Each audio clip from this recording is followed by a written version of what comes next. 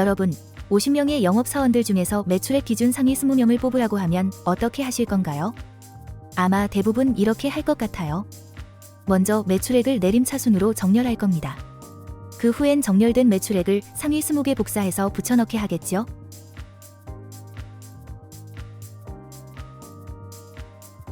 이렇게 해도 아무 문제는 없어 보이지만 만약 새로운 사원이 추가되면 어떻게 될까요? 예를 들어 새로 들어온 김땡현 씨가 너무 잘해서 매출 1위를 했는데 표에는 당연히 자동 반영이 안 됩니다. 그러면 다시 매출액을 내림차순으로 정렬하고 그 다음엔 정렬된 매출을 상위 20개 선택해서 복사 붙이기 하는 과정을 반복해야 합니다. 너무 비효율적이네요. 그래서 이제 새로운 데이터가 추가돼도 자동으로 정렬이 되는 수식을 배워볼게요. 딱 한 가지만 알면 됩니다. 소트 수식인데 우리가 정렬을 할 영역을 모두 선택합니다.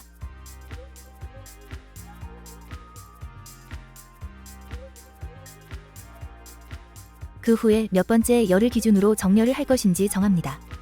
우리는 이름이 아니라 매출액 기준으로 정렬을 할 겁니다. 그렇기 때문에 두 번째 열을 의미하는 숫자 2를 써줍니다.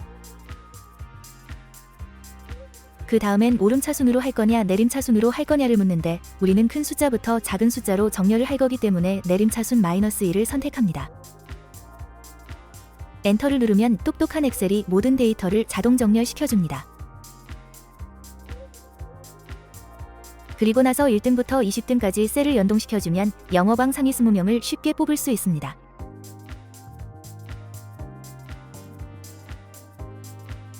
이제는 새로운 사원이 추가되어도 괜찮을까요? 역시 아직 자동 반영이 안 됩니다. 이럴 때는 가장 쉽게 고칠 수 있는 방법이 원본 데이터를 표로 만드는 겁니다. 일단 원본 데이터를 전체 선택을 하고 컨트롤 T를 눌러서 표로 만들어 볼게요. 이렇게 표로 지정을 하면 새로운 데이터를 추가했을 때 새로운 행이 생기면서 매출 1위는 자동으로 맨 위로 올라가는 것이 보입니다. 그리고 수식으로 걸려있는 영업왕 20위에도 자동으로 1등으로 반영이 되었네요.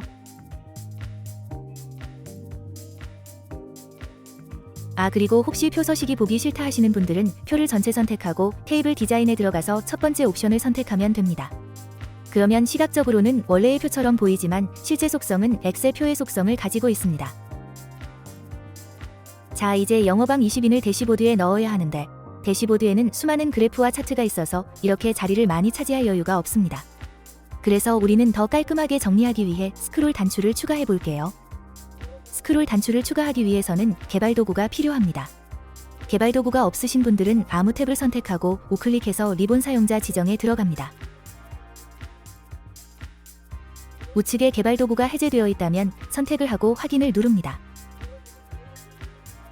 이제 위에 개발 도구가 생겼네요. 자, 이제 스크롤 메뉴를 만들어 볼까요? 개발 도구의 삽입에 들어가서 스크롤 막대를 선택한 후 원하는 곳에 드래그합니다.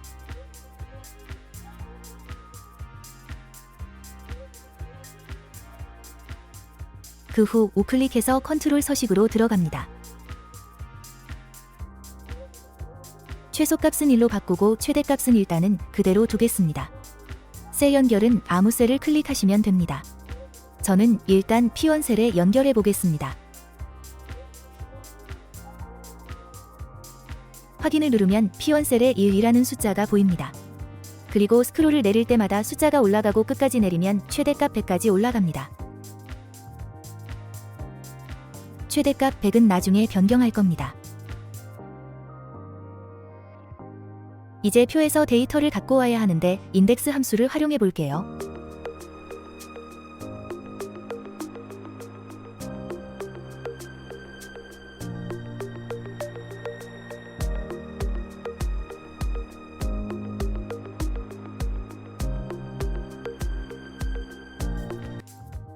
먼저 데이터를 가지고 올 범위를 선택합니다. 제일 먼저 순위를 가지고 올 거니까 순위 범위를 전체 선택할게요. 근데 새로운 데이터가 계속 추가될 수 있도록 범위를 처음부터 넉넉히 1000행까지로 변경하였습니다. 그 다음으로는 숫자 1을 가지고 와야 하는데 1은 선택 영역에서 첫 번째 행에 있네요. 우리는 이 첫 번째 행을 셀 P1 값으로 대체하겠습니다. P1을 선택하고 달러 표시로 영역 고정을 할게요. 그 다음엔 열을 지정해야 하는데 어차피 선택한 범위는 열이 하나이기 때문에 2를 넣습니다.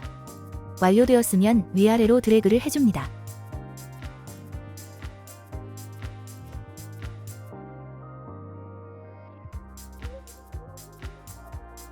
이게 무슨 의미냐면요. D에서 D1000까지의 범위에서 첫 번째 행과 첫 번째 열에 위치한 값을 갖고 오라는 말입니다. 그래서 숫자 1이 추출이 되었던 겁니다. 한 칸 내려오면 우리가 선택한 영역도 한 칸 내려오게 되면서 이번에는 D3에서 D1001까지의 범위에서 첫 번째 행과 첫 번째 열에 위치한 값을 갖고 오라는 말이고 결론적으로는 숫자 1을 추출합니다.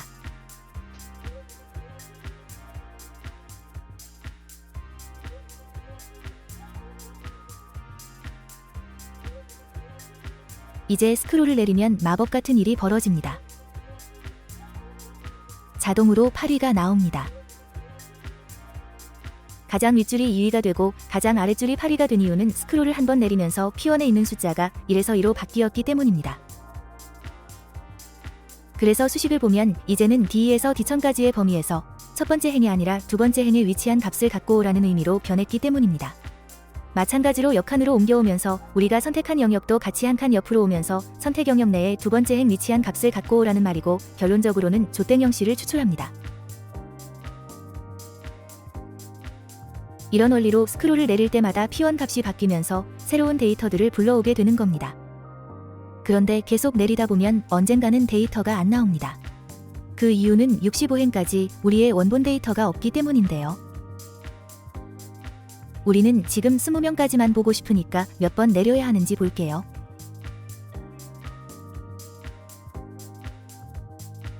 (20명까지만) 보려면 스크롤을 14번 내리면 되네요.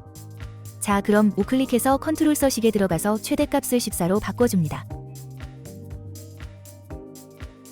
이제는 14번 이상으로는 스크롤이 안 내려가고 딱 20위까지만 보여집니다. 이제 새로운 사람을 한번 추가해볼까요?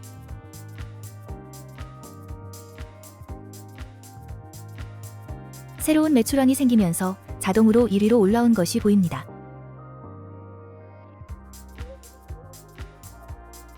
그리고 새로운 사람이 추가되어도 스크롤 다운 표에서는 20위 이후로는 안 보입니다. 그리고 만약 P1에 있는 숫자가 보기 싫으면 스크롤바 뒤로 숨기면 됩니다.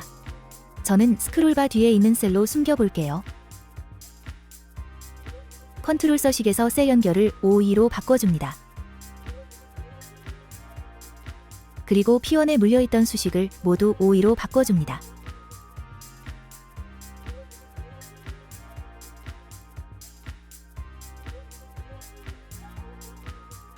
그리고 뒤에 숫자가 안 보이도록 열 간격을 스크롤바에 맞게 줄입니다.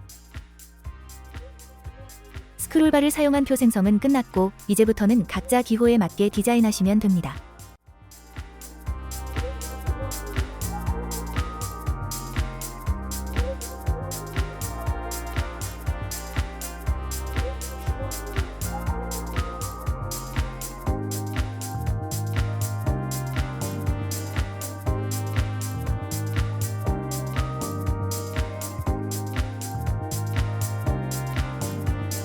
시각적으로 깔끔한 표가 완성되었습니다. 대시보드에 추가해보세요.